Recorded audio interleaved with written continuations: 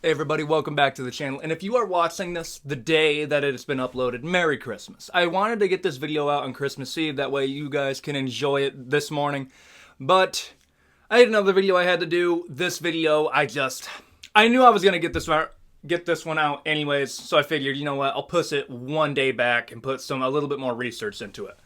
And upon doing that, I've learned a lot. This is by far the most research I've ever done for a single video, and the most requested video I've ever had in my time in content creation, which is kind of weird to say. When I posted this video idea on TikTok, it was 2,000 views just on my story, and like over 50% of the people who viewed it liked it, which is really crazy. And I'm, of course, talking about the MMA Iceberg. Now, for the sake of length, I'm only going to be doing the first two tiers. This is going to be a multi-part. I'm thinking 3 parts if I really squeeze stuff together, but there's a lot in here that it's hard not to go further into it. And especially when we get to the end of the list, when we're talking about Tim Kennedy's war crimes and Chimaev and Kadyrov, I mean, like, you can't just say that and not go further into it. So in this video, I'm going to give an introduction to the MMA Iceberg, what each tier is supposed to represent, and we're going to go through the first 2 tiers completely, and I hope you guys enjoy this video. And this will be a longer video, so if you want to put me on in the background, put some headphones in, clean around the house, do some gardening, I don't really know. Somebody said that they garden while they listen to my videos, and I thought that was kind of cool. So with that out of the way, let's go over the first tier. This is the sky of the MMA Iceberg. We haven't even hit the actual iceberg yet. And this is what I like to call the casual tier. If you have heard of MMA, or you have watched one MMA event, this is where you are at. The Conor McGregors, the Khabibs, Dana White, they put Kimbo Slice on the top tier. I would argue Kimbo Slice is a little bit further down at this point. But like, this is where 80% of the entire fan base is at. Do not be ashamed if this is all you know. By the end of this video, you are going to be a fanatical fan if you get through this whole series. But just know, the first tier is the casual tier. I'm not going to go super in depth with this because you guys know who these people are. So let's have some fun. Let's go to tier 2. The first thing in tier 2 is Bellator. So I'm going to add a little bit more into this. There's other MMA organizations. Bellator has officially gone under, but there was a time where Bellator was a legit competitor to the UFC. Now, times have changed, and when Ronda Rousey and Conor McGregor came into the UFC, I think that's where we saw the immense difference between UFC now and Bellator. I think that changed everything. At this point, I'm convinced the UFC just keeps these other organizations around so they don't get broken up with a monopoly. But just know, we have Bellator, 1FC, PFL, kind of Karate Combat. Karate Combat's a weird one, but I would argue that's like an other MMA organization. And these other MMA organizations aren't necessarily bad, but they just aren't as good as the UFC. I would argue 1FC is the closest in quality, but even they're not quite there yet. The next thing on the iceberg is going to be USADA.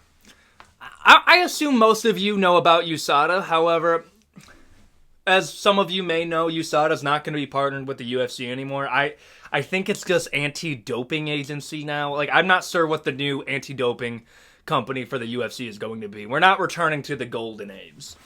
However, if you guys are sad that USADA is leaving, I want to give you some figures really quick. Put in the comments, how many times do you think Yuri Prohaska was tested in the month of October 2022? Yes. 24 times in the month of October alone. 27 in quarter 3. How many times do you think Israel was tested in that year? The dude who grew a tit in between his fights. 4. So, understand that, like, I'm not sad at all that USADA is leaving, because I'll say this right now. If USADA is committed to their thing, or was in this point, to make sure that athletes aren't doping, then test everybody 20 times a month. But wait, Conor McGregor gets a whole year off of testing and magically looks like he's become a bodybuilder. And I get it, there's extenuating circumstances. But their reasoning for testing Yuri Prohaska was because when he broke his shoulder, they were worried that he was going to take banned substances to heal his shoulder. You gotta stick to your own rules. I'm not sad at all that USADA is gone. Uberream refers to Alistair Overeem when he was in peak TRT days. And, I mean, like, most people know about Uberream, but what a lot of people don't know is that during this picture, he actually had dangerously low testosterone levels. Like, to the point that his testosterone levels were at the level of either a castrated male or an adolescent woman. I'm not kidding. This man could fit a whole baby in his bicep, and this guy has low testosterone. I remember the old promos they would used to do, like on SportsCenter, and they would say, these fighters fight so hard that their testosterone is lowered because of it. No, what it really is, and if you don't know this, watch something like More Plates, More Dates. He does a way better job of breaking this stuff down than I'll ever do. But my, basic understanding of this is if you're constantly pushing your body through anabolics, testosterone, in this case TRT, your body stops producing it. So there's a reason that Jon Jones has low testosterone right now, even though he's put on mass and muscle, which doesn't make sense at all, but that's a different rant, is because his body has stopped producing testosterone at the level that it should because you've just flooded your system with testosterone. In some instances, they're actually taking estrogen blockers to the point that their body has to regulate it by producing more testosterone, but that's not going to work later on. So Uberream, to circle back to Alistair Overeem, is when he was taking so much TRT because he would sink his own testosterone levels, go to a doctor, and they would double his testosterone for what he would normally have. And that's why TRT was banned. That and TRT Vitor, but that's in the Mythical Fighters section, don't worry, that's coming up. Mythical Fighters refers to that we have UFC fighters in the organization that are extremely inconsistent. And then something changes with this fighter, and magically, they fight completely different. Here's some examples. Fixed nose Dricus Duplessis, blonde Brunson, motivated Conor McGregor, TRT Vitor, Alistair Uberreem is in one that we just covered. That is a mythical fighter. And there's many, many, many more. And we have created these as a fan base because of how crazy MMA is. Like, I'm surprised. As you know, Sean Strickland got one right after Israel Adesanya. That's why when you go on the internet through a Sean Strickland video, you'll see diss on Strickland. Because us as a fan base decided that Strickland didn't actually beat Israel Adesanya. That was diss on that day. Bisping's eye refers to the prosthetic that Michael Bisping has. Now, this is where it gets a little bit interesting. So, according to Michael Bisping, he lost vision in his eye after the Vitor Belfort fight. That head kick that he was able to take in that fight that ended up ending the whole thing, that's when he lost vision in his eye. The problem with that, and why the UFC and Dana White denies this to this day, is he says he fought the second part of his career with one eye. You see how that's a problem when that's not exactly legal? Like, I know we have Sarah Putin, but this is back then. This was not an okay thing to do. So Michael Bisping says that he would memorize the eye charts, and every single time they would cover his one good eye, so imagine I'm blind here, he would just read off what he memorized. You see how that's a problem if you are an MMA organization who's trying to build legitimacy in your sport, and you have a dude with one eye that was able to slip through everything and continue to fight when he's compromised. Bro still won a belt and technically beat Anderson Silva. Kind of. So, Bisping's a savage, but we all know he lost his eye. The argument is, When did he lose vision in it? I believe Michael Bisping, because let's be real here. This is also the UFC where I believe their drug testing before USADA was a piece of paper that said, are you doing PEDs? Yes for yes, no for no. Like, it's not hard to believe that the UFC was not strict back then. Face the Pain refers to the UFC's unofficial theme song, and I don't think I can play a segment of it on here without getting copyrighted, I'm sorry. But look up Face the Pain UFC. I believe they still play it at UFC events now. I haven't been to one. I know this song from playing UFC Undisputed 1 for the PS2. And when I tell you that this was my favorite song growing up, it was. Face the Pain is the most recognized UFC song in MMA history. I'm not kidding. Look up the song and it'll immediately trigger a core memory like Inside Out. Jon Jones Hit and Run. Okay, now we're going to get into the juicy stuff. The rest of the iceberg, we have a lot of these. The Jon Jones Hit and Run is...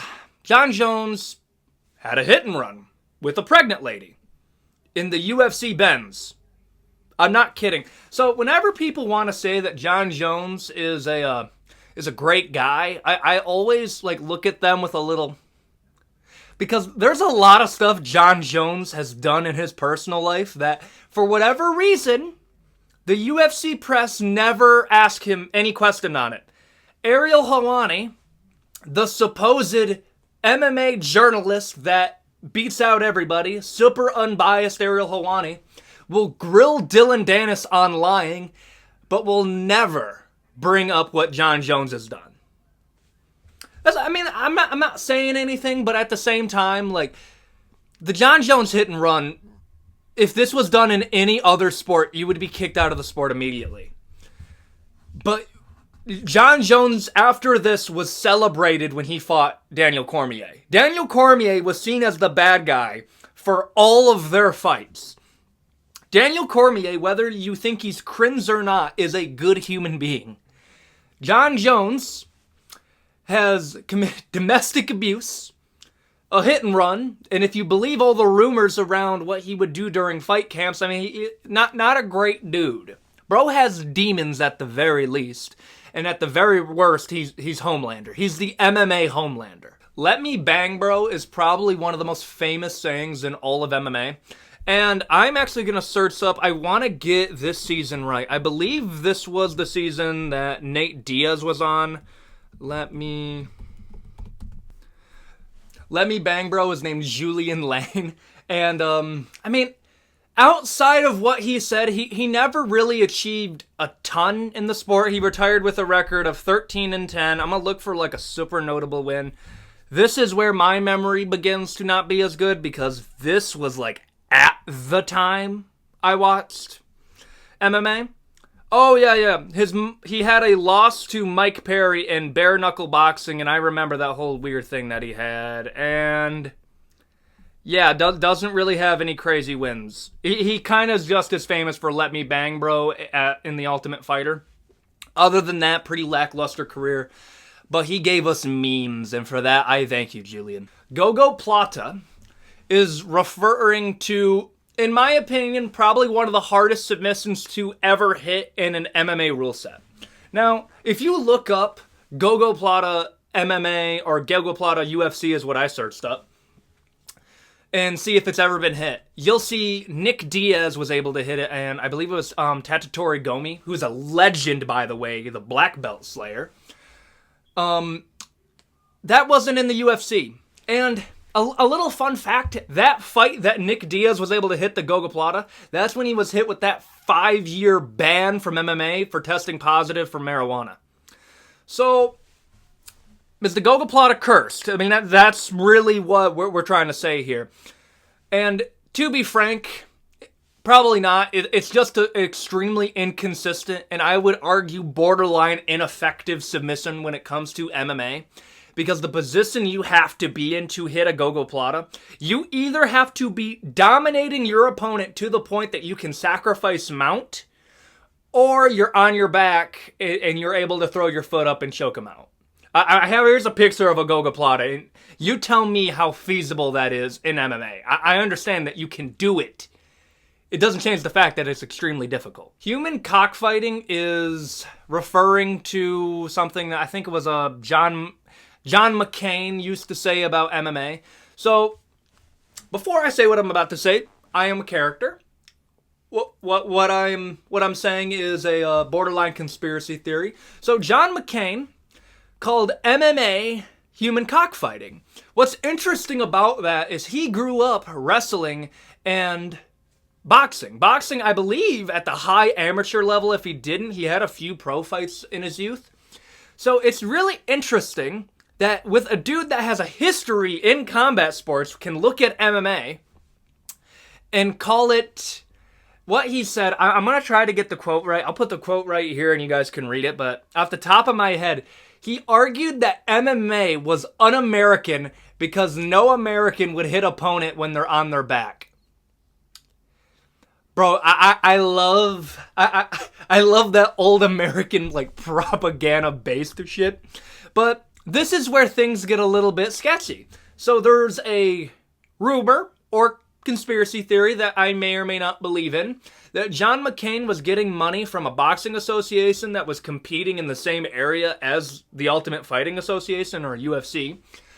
And he was getting paid money from lobbyists from them to put a kibosh on MMA because they saw MMA as a foreign entity that could possibly topple the boxing's monopoly it had on Vegas.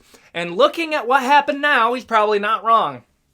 Where it gets sketchy is now John McCain is a huge fan of MMA. He says, I was wrong back then. No, you just stopped getting paid from lobbyists. I mean, like, or he's completely honest and I'm just, saying stuff. I'm in character. We're good. Dada 5000 is referring to the MMA fighter, Dada 5000. So to put you back in time to when this made sense, this is in the early 2000s, when Kimbo was the king of internet MMA. And don't get me wrong, he's an OG. And also, fun fact, I should have probably have said this during the Kimbo Section 1, but I didn't know about this. His real name is Kevin Ferguson, and I found that out researching this. And Dada 5000's real name is Dafir Harris, which is so funny that Kimbo changed his name to Kimbo to sound different. But Dafir Harris, which is a pretty cool name, changed his name to Dada 5000, which I am not kidding you, is the worst MMA nickname I have ever heard. So back to Dada 5000. So Dada 5000 and Kimbo Slice had beef. They had what is called by many as the worst MMA fight in MMA history. If you are ever curious of it, look up Kimbo Slice versus Dada 5000. It is so bad. Understand, even if you like Kimbo, you're not going to stand by Kimbo after this fight. Dafir Harris, Dada 5000, I'm just going to call him Dafir because I refuse to call him Dada 5000, lost by round 3 exhaustion. They call it a TKO, but these two people were so exhausted I thought we were going to see a double vomit KO in MMA for the first time. It is so bad. Dada 5000, Dafir Harris is... I am glad we've moved past this part of the internet. And now we just have street beefs.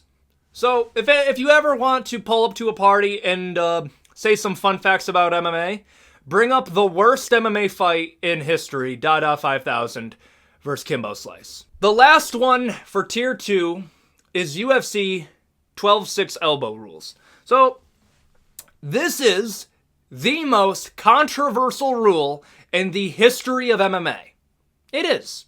I know some people are going to say, like, there's a few other examples you can bring up, but 12-6 elbows is the single biggest load of baloney in the entire MMA rule set.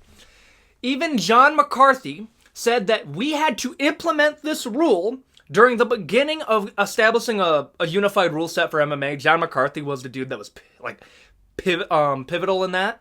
So, dude's a savage for that. I respect the guy. But they had to implement the 12-6 elbow rule because back then, this is how little people knew about martial arts. They thought, from videos that they saw online of people breaking cinder blocks with their elbow going all the way down, that this is way more dangerous than me slicing you open with an elbow on the feet.